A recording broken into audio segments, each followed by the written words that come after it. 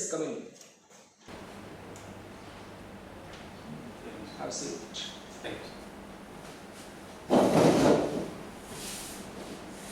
Okay, you can remove your mask. Thanks. How are you? Fine sir. Okay, introduce yourself without revealing your identity. Sir मैं एक RAS aspirant Rajasthan के ही नागौर ज़िले से belong करता हूँ। मैंने हिंदी, इतिहास और राजनीति विज्ञान से BA किया है। अभी मैं वर्तमान में 2012 से अभी तक राजस्थान सबऑर्डिनेट सर्विस में कमर्शियल टैक्स में JCTO के पद पर कार्यरत हूँ। ओके, तो इनडायरेक्ट टैक्सेशन का काफ़ी अच्छा नॉलेज होगा आपको। जैसा भी है सर। ठीक है। आप GST के बारे में क्या जानते हैं, थोड़ा बताएं इसके बारे में। ये मैं आपसे सुनना चाहूँगा जो एक आम नागरिक नहीं जानता है। जी सर, GST एक इनडायरेक्ट टैक्स है जो कंक्लूसिव है। एक बहुत सारे टैक्सेस इसमें हैं, शामिल हैं, स्टेट के और सेंटर के। ये डेस्टिनेशन बेस्ड टैक्स है, इसको विशेष बनाया गया है। डेस्टिनेशन बेस्ड टैक्स है। साउथ इंडिया के जो राज्य हैं, विशेष करके तमिलनाडु, जब तक जयललिता जीवित थी वो कभी नहीं चाहती थी कि डेस्टिनेशन बेस्ड टैक्स हो, तो उनको क्या दिक्कत है इसमें? सर डेस्टिनेशन बेस्ड टैक्स में जो ज़्यादा पॉपुलेशन वाले लोग जो स्टेट हैं जहाँ कंजप्शन होता है, तमिलनाडु मोस्टली एक मैन्युफैक्चरर स्टेट है। इसमें मैन्युफैक्चरर स्टेट की बजाय जिस स्टेट में ज़्यादा कंजप्शन हो उस स्टेट को फ़ायदा है। तो आपका क्या मानना है कि पहले तो ऐसा था नहीं, पहले था कि जहाँ ओरिजिन होगा, बनाया जाएगा, उसको मिलता था जी, सेंट्रल सेल्स टैक्स उसको कहा जाता था। अब इसका अपोजिट करने का पर्पस क्या है? सर इसका सबसे प्रमुख जो उद्देश्य है वो ये था कि जो विकसित राज्य थे वो और विकसित होते जा रहे थे, और जो पॉपुलेशन ज़्यादा होने के कारण या अनौद्योगिकीकरण के कारण जो पिछड़ रहे थे राज्य, वो ज़्यादा पिछड़ रहे थे। तो राज्यों के बीच में ये जो आर्थिक खाई थी वो बढ़ रही थी। डेस्टिनेशन बेस्ड टैक्स होने से ये खाई कम होगी। इसमें तमिलनाडु, महाराष्ट्र, इनका तो कोई दोष नहीं था। वहाँ की सरकारें अच्छा कर रही थी, वहाँ के लोग स्किल्ड थे, वहाँ एंटरप्रेन्योरशिप ज़्यादा थी, इसलिए इंडस्ट्रियल डेवलपमेंट हुआ, तो उनको एक सजा दी गई। इवन आजकल भी जैसे जो डिलिमिटेशन की बात हो रही है उसमें भी यही है। नॉर्थ इंडिया के जितने भी स्टेट हैं इन्होंने अपनी पॉपुलेशन बढ़ा ली, तो इनको ज़्यादा सीट्स मिल जाएंगे अगर मान लीजिए फिर से ऐसा होता है। तो ऐसे ही अब टैक्स के अंदर भी इनके साथ ही तो भेदभाव हुआ। बेहतर ये नहीं होता कि 50% डेस्टिनेशन बेस्ड होता और 50% ओरिजिन वाले को मिलता है? एक्चुअल में सर ये क्या है कि कंजप्शन बेस इसलिए बनाया गया है कि टैक्स ज़्यादा से ज़्यादा जो चीज़ जहाँ कंजप्ट होगी बनने, इसमें ये कोई मैन्युफैक्चरिंग के अगेंस्ट नहीं है। मैन्युफैक्चरिंग जो स्टेट कर रहा है वो मैन्युफैक्चरिंग करे, उसमें कोई समस्या नहीं है। ये तो वो है जहाँ कंजप्शन अगर ज़्यादा होगा तो टैक्सेशन ज़्यादा होगा, जो रिजल्ट ज़्यादा आएगा। इसमें एक ये ई-वे बिल का कंसेप्ट भी है। क्या है ई-वे बिल? इसको आसानी से कैसे समझेंगे? इसको सर सामान्य शब्दों में रोड परमिट कह सकते हैं। ये 50,000 से ज़्यादा वैल्यू की जो भी गुड्स ट्रांजिट होगी इधर से उधर, उसमें शामिल किया जाता है। अब इसको राजस्थान में बढ़ा करके 1 लाख कर दिया गया, मॉनेटरी लिमिट से 1 लाख कर दी गई है। इसके लिए कुछ डेज फिक्स किए गए हैं। 200 किलोमीटर के लिए 1 डे है पर 200 किलोमीटर के लिए। ठीक है, तो क्या मान लीजिए जैसे कोई 50,000 रुपये से ज़्यादा की, या अब तो 1 लाख हो गया है जी सर, अगर जयपुर से मान लीजिए जयपुर के एक कोने से दूसरे कोने में भी कोई सामान जाता है, तो क्या उसके लिए भी ई-वे बिल चाहिए? बिल्कुल सर, इसके लिए 10 किलोमीटर की वैसे लिमिट है, लेकिन कई चीज़ों में जैसे गोडाउन ट्रांसफ़र, स्टॉक ट्रांसफ़र कहते हैं हम जिसे टेक्निकल भाषा में, उसमें तो अगर एक कमरे से दूसरे कमरे में भी अगर मोटर व्हीकल से जाता है, ट्रांजिट अगर मोटर व्हीकल से होता है तो उसमें ई-वे बिल की अनिवार्यता होगी। Okay, good. तो इसके बावजूद भी, यानी इतना सख्ती से हमने किया है GST इम्प्लीमेंटेशन, इसके बावजूद भी टैक्स चोरी अभी रुक तो नहीं रही है GST में? सर टैक्स चोरी नहीं रुकने का सबसे बड़ा जो कारण है वो GST के तहत एक सरलीकरण दिया गया था। व्यापारियों को बहुत सुविधाएं मुहैया कराई गई थी, क्योंकि एक नई रेजिम थी और नई रेजिम का लोगों के पास विरोध करने का एक हक होता है, क्योंकि वो थोड़ी सी हमें ऑड सी लगती है, तो बहुत सिंप्लीफाई कर दिया गया था। इवन मैं सर कहना चाहूँगा, वेट में जो जीएसटी से पहले की जो रिजिम थी, वेट रिजिम में कोई भी नई फर्म खुलती थी उसका इंस्पेक्शन होता था, एक इंस्पेक्टर रिपोर्ट होती थी फिजिकली, उसके बाद में वो एम्पलीफाई होती थी। जीएसटी ने ये बंद कर दिया, और जो जीएसटी में जो इनपुट आईटीसी के जो घोटाले हो रहे हैं, वो उनका सबसे प्रमुख कारण ही है सर, फिजिकल रिपोर्ट नहीं हो पाना। ओके, जीएसटी इम्प्लीमेंट होने के बाद भारत का ease of doing business report तो सुधरा है, लेकिन प्रैक्टिकली अगर हम देखें, जैसा कि कहा जा रहा था अर्थशास्त्रियों द्वारा कि अगर जीएसटी लागू होगा तो जीडीपी ग्रोथ रेट 2% तक बढ़ जाएगी, लेकिन 2017 में जब जीएसटी इम्पोज किया गया तो उसके बाद हम देख रहे हैं कि हमारे देश का जीडीपी लगातार डाउनफॉल हो रहा है, डिक्रीज ही हुआ है।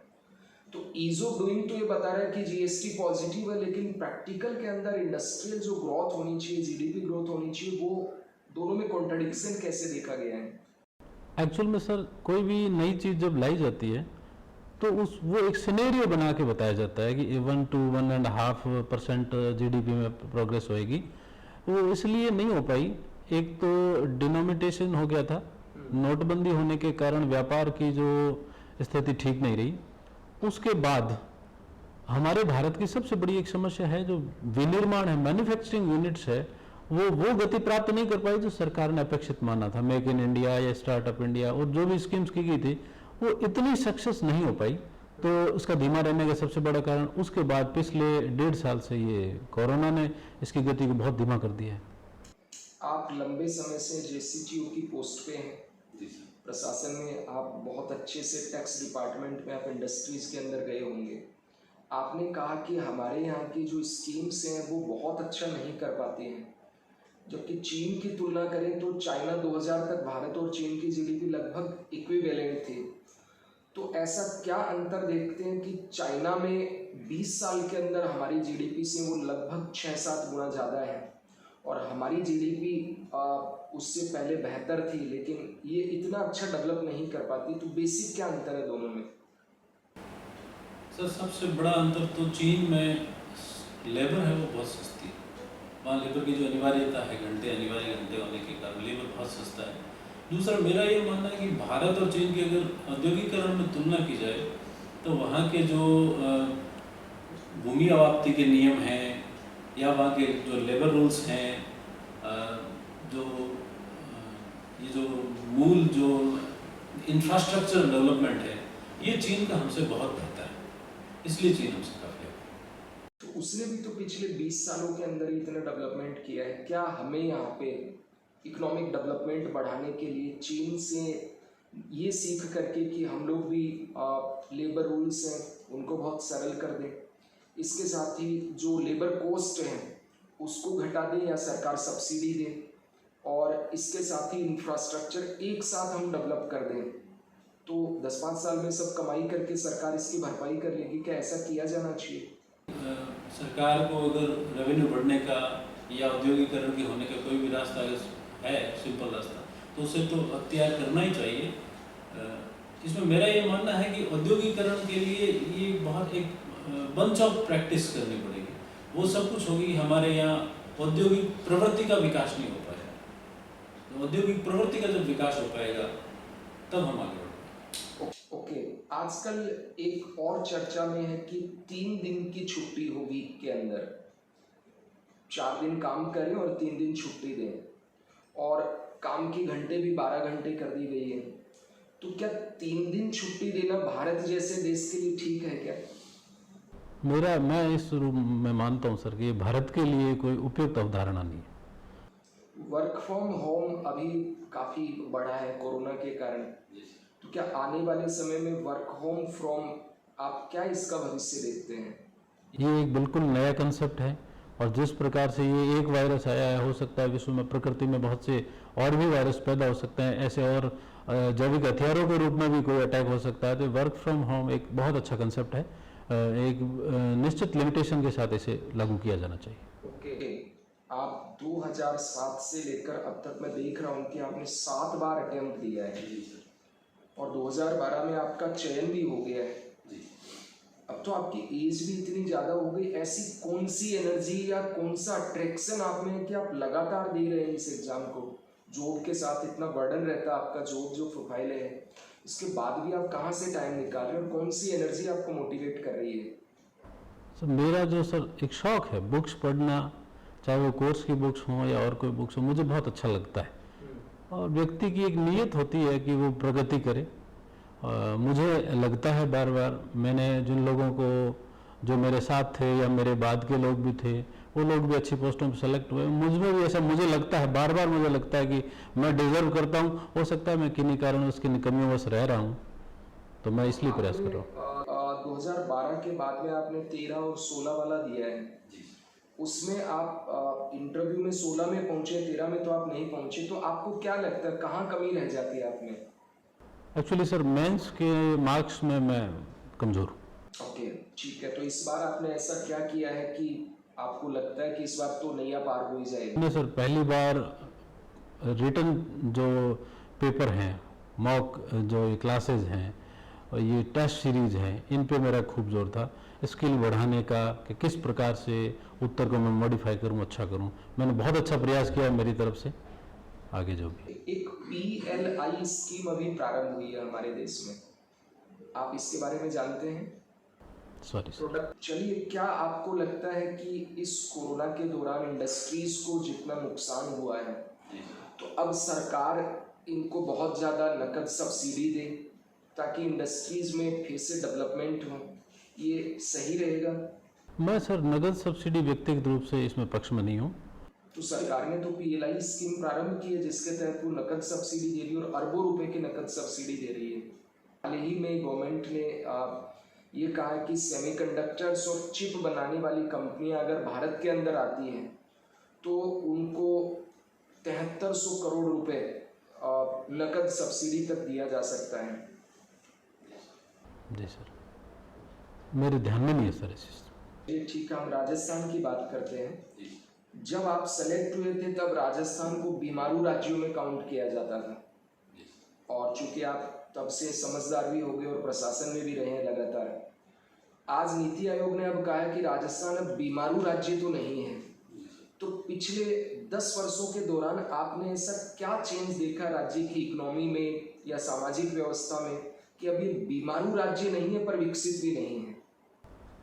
सर मेरा ये मानना है कि 2010 या 12 के बाद में सरकार ने शिक्षा और स्वास्थ्य के क्षेत्र में जो प्रयास किए, चाहे जननी शिशु सुरक्षा योजना हो, चाहे राजलक्ष्मी योजना हो या वर्तमान की सैनिटरी नैपकिन्स योजना हो, इन सब योजनाओं की वजह से या PCPNDT एक्ट में सुधार किए हुए हों, इन सब सुधारों की वजह से हमने जो स्वास्थ्य सूचकांक थे उनमें राजस्थान की स्थिति काफ़ी बेहतर हुई है। इसलिए नीति आयोग ने कहा है कि बीमारू स्टेट तो नहीं है। लेकिन बीमारू की जो कंसेप्ट था वो इकोनॉमिक दृष्टिकोण से था, आर्थिक पिछड़ापन।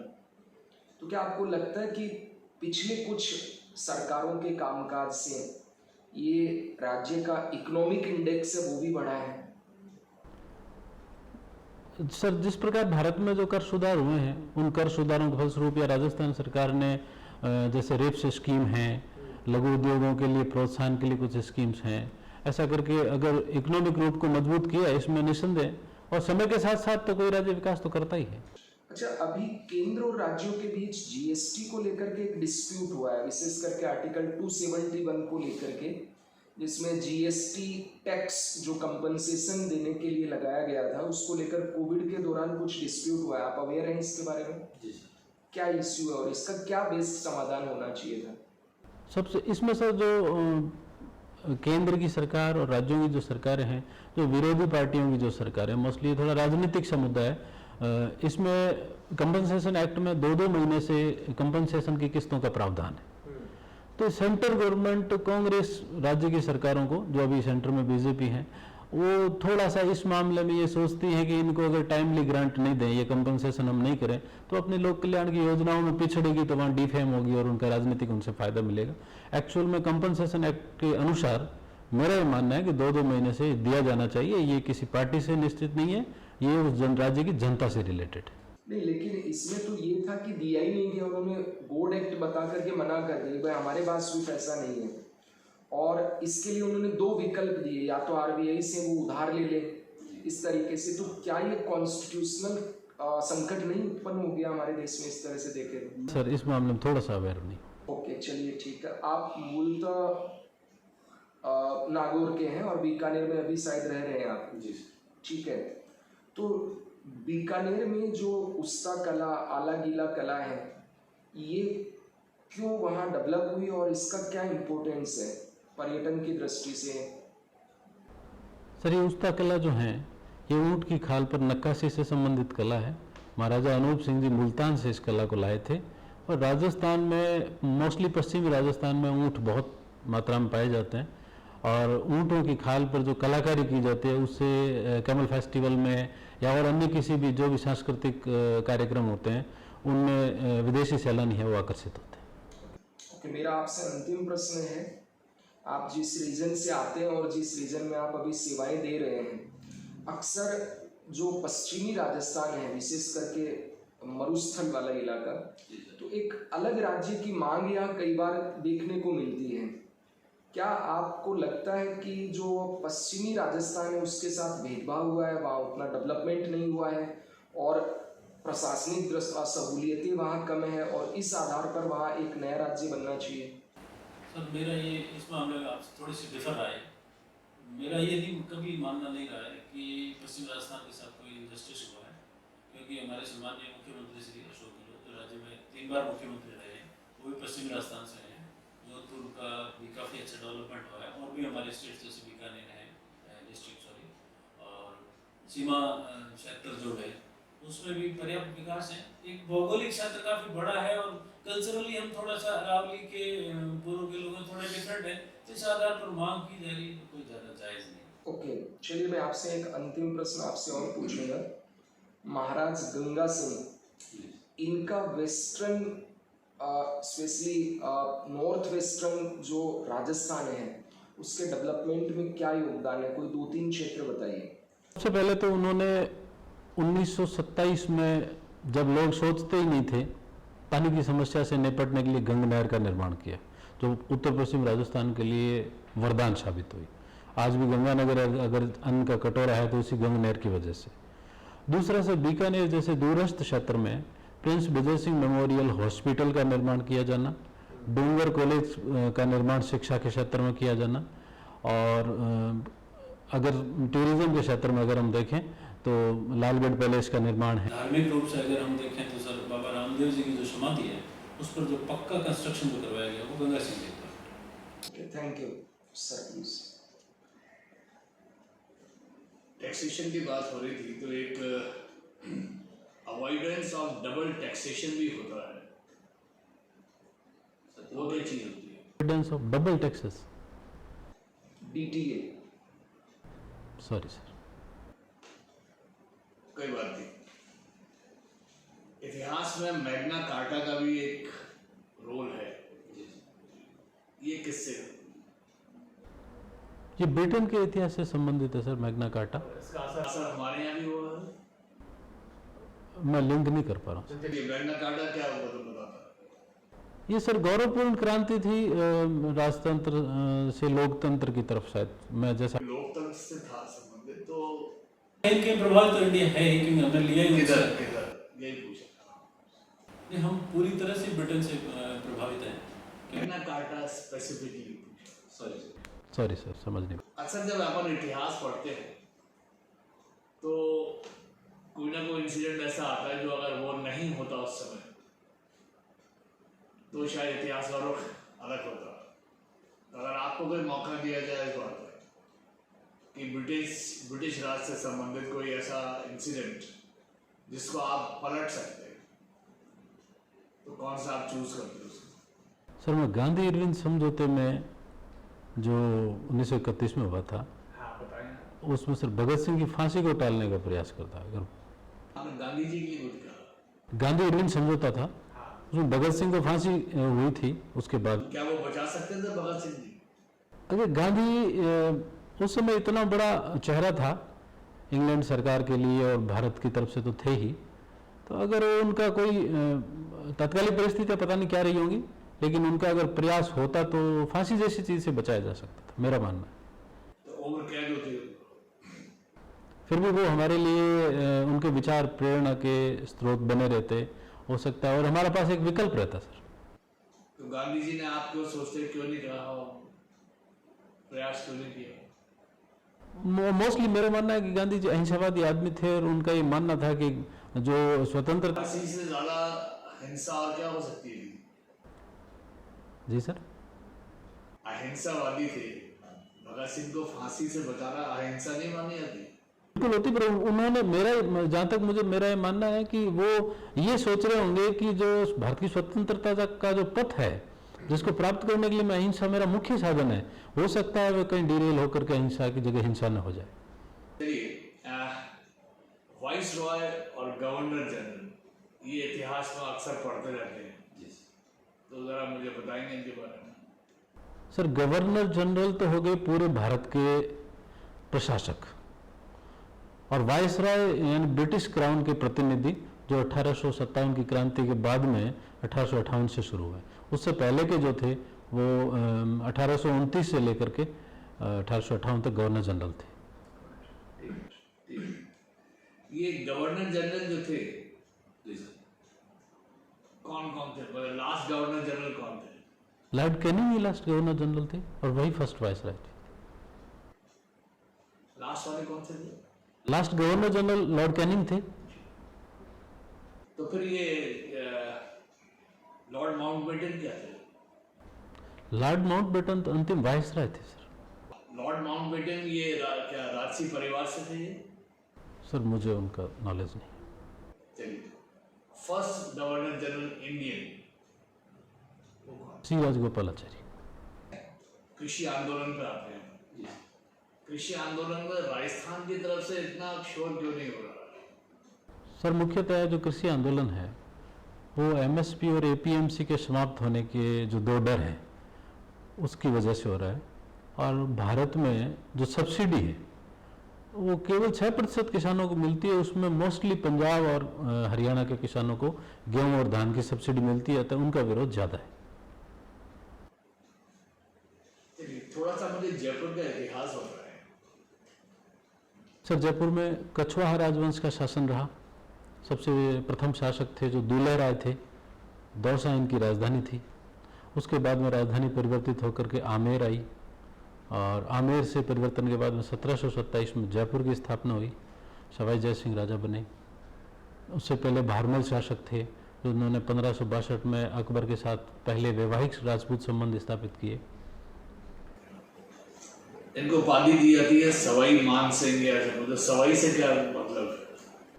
सवाई से मतलब होता है गुणवान, गुणवत्ता युक्त, सवाया जिसको हम कहते हैं। जयगढ़ का जो किला है इसकी क्या खासियत है? सर जहाँ तक मुझे याद आ रहा है इसमें जयगढ़ तोप रखी गई है एक, जो एशिया की सबसे बड़ी तोप है।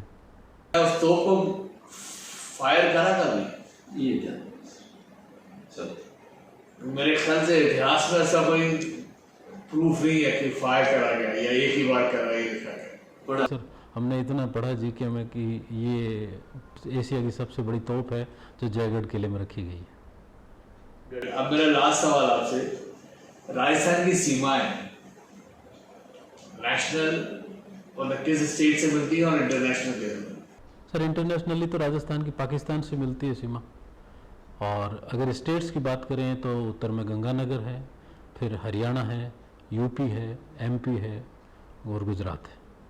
स्वामी विवेकानंद कौन थे? मैडम बंगाल में जन्म हुआ और नरेंद्र नाम से विख्यात थे। स्वामी परमहंस के शिष्य थे। उन्होंने इन्हें मानवता की सेवा का संदेश दिया, और हमारे खेतड़ी के शासक थे अजीत सिंह जी, उन्होंने इन्हें विवेकानंद नाम दिया। स्वामी विवेकानंद ने विश्व धर्म संसद में भारत का 1893 में प्रतिनिधित्व किया था। इनके अंदर आपको ऐसी क्या क्वालिटीज दिखती है कि आपके आइडियल पर्सन? मुझे इनका एक ही वक्तव्य बार बार प्रेरित करता है कि उठो, जागो और अपने लक्ष्य को प्राप्त जब तक नहीं कर लो तब तक इसमें लगे रहो, और शायद मेरा जीवन भी इसका पर्याय है। चलिए, तुलसीदास जी के बारे में भी बताइए। मध्यकालीन संत थे, राम काव्य धारा के संत थे। यूपी के राजापुर में इनका जन्म हुआ। बहुत संघर्षों में कठिनता से इन्होंने जीवन जिया। दृढ़ निश्चयी थे सर, बहुत दृढ़ निश्चयी थे। एक बार कहते हैं कि इन्होंने रात में नदी पार करके अपनी पत्नी के वहाँ घर चले गए थे, तो उन्होंने रत्नावली में कहा था कि अस्थि चरम मम देह मम तामे ऐसी प्रीत, नेकु जो होती राम में सोनो होती भवभीत। कि अगर इतनी अस्थि और चरम का जो मेरा शरीर है, इसमें अगर इतनी लगन मेरे में रख रहे हो, इतनी भगवान राम में रखते तो संसार से पार हो जाते। और उसके बाद कहते हैं कि तुलसी बाबा ने इतनी कठिन साधना की। मिथक है ऐसा, इतिहास तो अलाउ नहीं करता इन चीज़ों को, कि उन्हें भगवान राम को साक्षात दर्शन देने पड़े थे। अच्छा, इनके नाम के पीछे दास आता है, दास नाम का क्या औचित्य है? ये अपने आप को भगवान राम का दास मानते थे, इसलिए इन्होंने तुलसीदास लिखा ना। आज के समय में भी हम देखते हैं कई लोग अपना सरनेम हटा के पीछे दास लगा लेते हैं, उसके बारे में आप जानते हैं ऐसा क्यों किया जाता है? सॉरी। ठीक है, चलिए, आप इनके बारे में, तुलसीदास जी के बारे में तो काफ़ी अच्छा जानते हैं। राजस्थान के कुछ कवियों के बारे में बता सकते हैं? राजस्थान में कन्हैयालाल सेठिया राजस्थान के बहुत प्रख्यात ख्यातनाम कवि थे। कानदान कल्पित राजस्थानी भाषा के बहुत अच्छे कवि थे। और राजस्थान से मैं अगर हरीश बीकानेर से देखूं तो हरीश बादाणी हैं, राजस्थान के बहुत अच्छे कवि थे। आप कवि सम्मेलन सुनना पसंद करते हैं, जी कोई एक कविता हमें सुना सकते हैं जो आपको काफ़ी प्रेरित करती हो? बिल्कुल। कानदान जी कल्पित की राजस्थानी में लिखी हुई कविता है कि आज़ादी से संबंधित है, कि आज़ादी किस प्रकार की चीज़ है। आजादी रा रखवाड़ा सुता मत जोरे, आवेला कोई मोड़ मर्ग में बैतरी जोरे। आजादी काई है बालरी इणिया सोणो, आजादी काई है बालरी इणिया सोणो। आजादी ने बैराखे जका मौत बिना मांडे मरणो। क्या अभिप्राय है इसका? ये है कि हमें आज़ादी बहुत मुश्किल से मिली है और इसे हमें गफलत के साथ नहीं जीना चाहिए। प्रशासन भी इस कविता से सीख ले सकता है, सीख कि हमें, प्रत्येक व्यक्ति ले सकता है कि हमें जो जो दायित्व हमें दिए गए हैं वो सब दायित्व हमें पूरे करने चाहिए। आजकल राष्ट्र कवि की अगर हम बात करें तो मिलते नहीं है, पहले हुआ करते थे, क्या कारण है इसके पीछे? मैम, स्वतंत्रता के बाद हमारे सबके उद्देश्यों में थोड़ी सी विभिन्नता आ जाती है। जब हम परतंत्र थे तो हम सबका उद्देश्य एक ही था कि येन के इन प्रकार हम स्वतंत्रता को प्राप्त करें। तो स्वतंत्रता को प्राप्त करने के लिए किसान अपना काम करेगा, मजदूर अपना काम करेगा, क्रांतिकारी अपना काम करेंगे, कवि लोग अपना काम करेंगे। तो इस कड़ी में मैथिली शरण गुप्त, रामधारी सिंह दिनकर जैसे बहुत बड़े बड़े राष्ट्र कवियों को पाते हैं। अच्छा, ठीक है, आप ये बताइए कि कवियों को सम्मान देने के लिए कौन कौन से अवार्ड दिए जाते हैं हमारी सरकार द्वारा? मैम, अगर मेरा मानना है कि एक तो जो पद्म पुरस्कार हैं वो भी कला, साहित्य, संगीत इन सब में दिए जाते हैं, तो वो भी एक अच्छा स्कोप है। और भारत में के बिड़ला फाउंडेशन है, वो बिहारी सम्मान देता है, सरस्वती सम्मान देता है, व्यास सम्मान देता है। और वैसे साहित्य के दो बड़े सम्मान हैं, साहित्य अकादमी पुरस्कार और ज्ञानपीठ पुरस्कार। ठीक है, चलिए, मेरा एक आखिरी सवाल है आपसे। अगर आपका छोटा भाई या बेटा किसी होटल में अश्लील कार्य करते पकड़ा जाता है तो उस समय आप क्या करेंगे? सबसे पहले तो उस घटना की सत्यता का परीक्षण करूंगा कि वास्तव में वो देख रहा है, और अगर उसकी उम्र देखी जाएगी, वो किस उम्र का है, कल को 10-12 साल 15 साल का है या वयस्क है। अगर वो वयस्क है तो उसके विरुद्ध जो पोर्नोग्राफी एक्ट में जो कार्रवाई होनी चाहिए वो बिल्कुल रूप से होनी चाहिए। और अगर वो अवयस्क है तो उसे बाल सुधार गृह में डाल करके और उसे ये चीज़ें समझाई जा सकती है ना। लेकिन मैं ऐसा नहीं करूँगा कि मैं उसे समझाइश करवा के कोई अपना प्रयास करके उसको छुड़वाना या ऐसे कोई प्रयास मेरे द्वारा नहीं किए जाएंगे। और आपके, अगर सपोज करिए आपका बेटा ही है तो आपकी वाइफ नाराज नहीं हो जाएंगी आपसे, फिर वो बात नहीं करेंगी आपसे कि आपने हमारा नाम खराब करवा दिया, इस बात को आप छुपा सकते थे? मैम, मेरे को इस संबंध में एक प्रसंग याद आ रहा है कि हमारे राजस्थान के बड़े क्रांतिकारी थे प्रताप सिंह। उनको बरेली की जेल में क्लीवलैंड ने सजाएं दी थी कि तुम्हें तुम्हारी माँ याद कर रही है, तुम्हारी माँ रो रही है। तो उन्होंने बहुत अच्छा वक्तव्य कहा था कि मैं हज़ारों माँओं को रुलाने के लिए मेरी माँ को भले ही रुलो, कोई दिक्कत नहीं, मेरी माँ रोए तो कोई दिक्कत नहीं। तो मैं पत्नी को पृष्ठभूमि समझाऊंगा, उसके दुष्परिणाम बताऊंगा कि ये आज हमने इस छोटे स्तर पर अगर इसे थोड़ा सा पनिश कर दिया है तो ये सुधरने का प्रयास रहेगा, नहीं तो फिर ये बड़ी चीज़ें हो जाएगी, हमारे हाथ से निकल जाएगा, वो बड़ा दुख दे सकता है। ओके, मेरी एक केस स्टडी आपके लिए। मान लीजिए आप DYSP की पोस्ट पे तैनात हैं और आप नागौर ज़िले के अंदर ही पोस्टिंग है आपकी। आपके पास एक व्यक्ति आता है, लगभग 50-60 साल का वो व्यक्ति है, और बहुत रोता हुआ आपके पास आया है, जख्मी हालत में, खून बह रहा है उसके, और वो आपको आकर के कहता है कि मेरी बेटी है जो कॉलेज के अंतिम वर्ष में है और वो बहुत इंटेलिजेंट है और आपकी तरह बड़ा ऑफिसर बनना चाहती है, 10वीं 12वीं में मेरिट में है और कॉलेज में भी वो हमेशा टॉप करती है, लेकिन उसकी अत्यधिक सुंदरता की वजह से हमारे ही गांव के कुछ गैंगस्टर टाइप के लड़के हैं, वो अक्सर छेड़खानी करते हैं।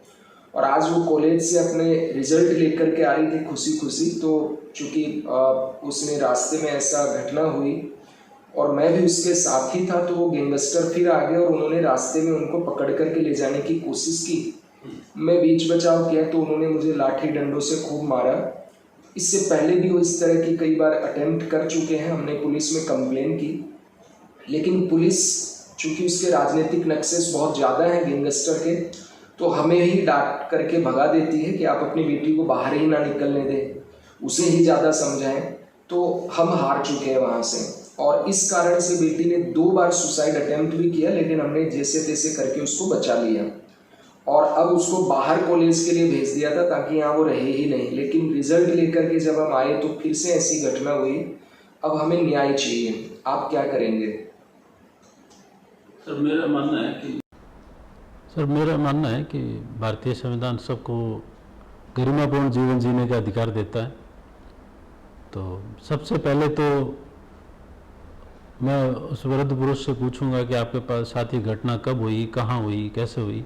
संबंधित थानाधिकारी को मैं कहूँगा कि वो कोई नाकाबंदी करे, वो जो लोग हैं उनके आका कौन हैं उनका पता करे और उनके विरुद्ध जो कानूनी कार्रवाई बन सकती है उनको गिरफ्तार करके कार्रवाई की जाए।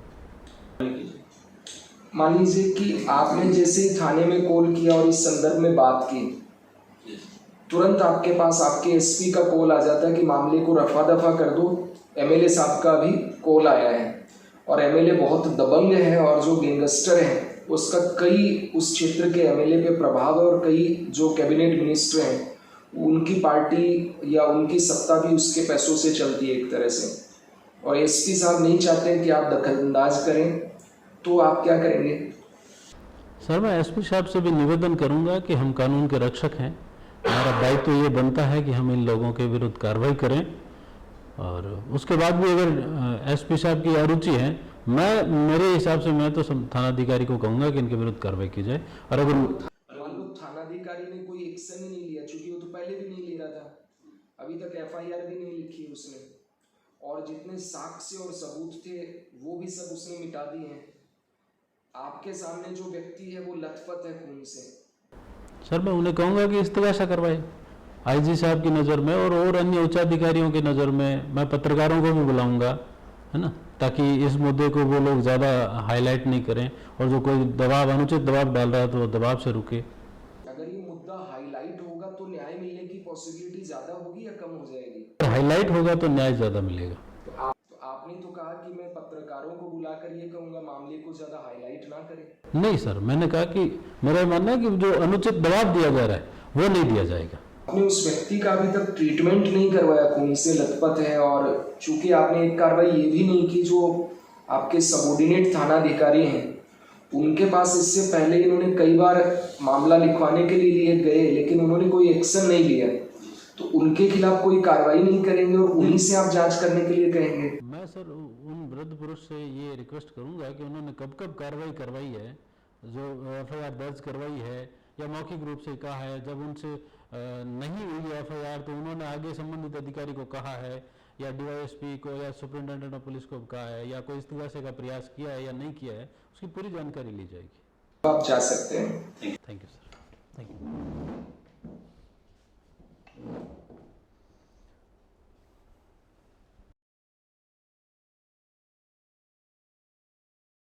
देखिए महावीर जी,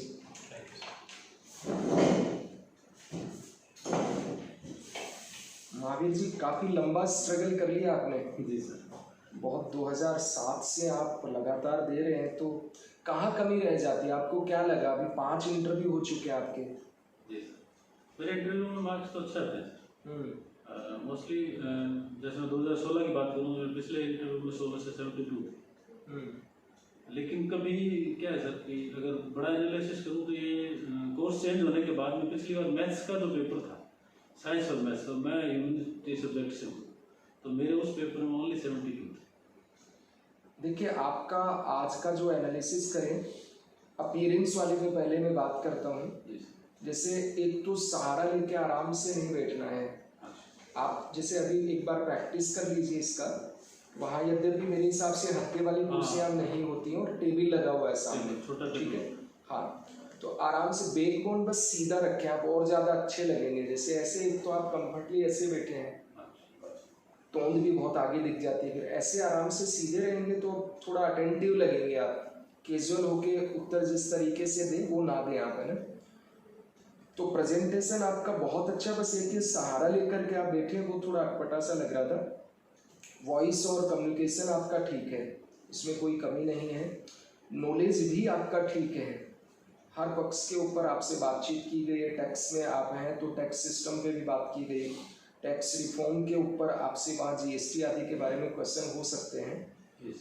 दूसरी चीज़, आपका इंटरव्यू डेट है 26 अप्रैल को, तो चुनाव से संबंधित बातचीत भी हो सकती है, क्योंकि वो लास्ट स्टेज होगा चुनाव का। तो आपसे उपचुनाव को लेकर के पॉसिबिलिटीज कई तरह की बातचीत हो सकती है। कोविड का टैक्स पर क्या प्रभाव पड़ा है, टैक्स कलेक्शन पे, और आपके एकेडमिक सब्जेक्ट, यद्यपि बहुत पुराना टाइम हो चुका है इसको, लेकिन कुछ क्वेश्चन पूछेंगे वो। तो आपका जो मोस्ट प्रोबेबिलिटी क्वेश्चन है कॉमर्शियल टैक्स डिपार्टमेंट से और कवि सम्मेलन, आपसे कोई गीत भी सुना जा सकता है वहाँ पे। और फिर बाकी आप अपने एकेडमिक सब्जेक्ट को देखिए, थोड़ा कैजुअल नहीं होना है वहाँ पे। जैसे भले ही आपको काफ़ी समय हो गया, आप ऑफिसर हैं, बोर्ड आपके फ्रेंड नहीं है, तो उत्तर आप दें वहाँ पे तो अटेंटिव रहें, औपचारिक रहें वहाँ पे। तो मुझे लगता है इंटरव्यू में अगर 10 नंबर भी ज़्यादा आपके आ जाए तो वो बेहतर ही है। डेली न्यूज़पेपर आप पढ़ें अभी, और बाकी जितना आप पढ़ रहे हैं अभी उसको और ज़्यादा आप देखिए। ये फीडबैक है अभी। एक केस स्टडी में जो लास्ट वाली थी, उसमें मैं चाहूँगा कि आपका तरीका इस तरह से होना चाहिए था कि सर, मैं उनकी पूरी बात सुनकर इस निष्कर्ष पे पहुंचा कि पहली चीज़, जो वहाँ का लोकल थाना है वो उनको सपोर्ट नहीं कर रहा है, जैसा ये बताए हैं। तो अभी जैसे तेजस्विनी जी ने किया था कि जो थानेदार था उनको तुरंत सस्पेंड किया उन्होंने, क्योंकि ये बहुत ही असंवेदनशील मुद्दे हैं। नहीं कर नहीं सकते हैं आप, डीवाईएसपी की पोस्ट पे हैं, तो आप ये तो कर सकते हैं ना कि आपके जो उच्च अधिकारी हैं उनको इस बारे में रिकमेंड करें, और उनको कम से कम आप इस बारे में सख्त करें कि सख्ती से आप पेश आए अब, ठीक है। तो पहली चीज़ आप उसका ट्रीटमेंट के लिए। दूसरी चीज़, चूँकि थाने में उनकी सुनवाई नहीं हो रही है, तो आप वहाँ पे खुद पहुँच करके और इसको देखें सीरियसनेस इसकी कितनी है। फिर जो गैंगस्टर है उसके खिलाफ और कौन कौन से मामले हैं, उसका लड़की जो है उसके बयान लेने की कोशिश करें, और उसके बाद में उनके खिलाफ चार्जशीट बना करके, चूँकि एविडेंस दिया और वो सुसाइड तक अटेम्प्ट कर रही है, तो चार्जशीट बना करके फिर इस मामले को आप फास्ट ट्रैक के हिसाब पे न्यायालय के अंदर लेके जाएं। और चूँकि पॉलिटिकली ये बहुत ही संवेदनशील है, तो थोड़ा बहुत इसका मीडिया इनपुट्स दे दें, ताकि मीडिया के अंदर ही मामला आ जाएगा तो पॉलिटिकल जो है वो साइड में हो जाएंगे। और एसपी अगर दबाव डाल रहा है तो उनको आप मीडिया का हवाला दे करके और बाकी चीज़ों को समझाएं, और आप अपने स्तर पे स्ट्रिक्ट होकर के इसका ये करें। फिर उस लड़की की काउंसलिंग करके उसके करियर को भी आपको देखना है, क्योंकि 2 बार सुसाइड अटेम्प्ट कर चुकी है, तो उसकी काउंसलिंग करवाना व्यक्तिगत रूप से आप स्वयं मिल करके ये चीज़ देखें इसमें। बाकी तो सब अच्छा आपका, ठीक है, all the best. Thank you.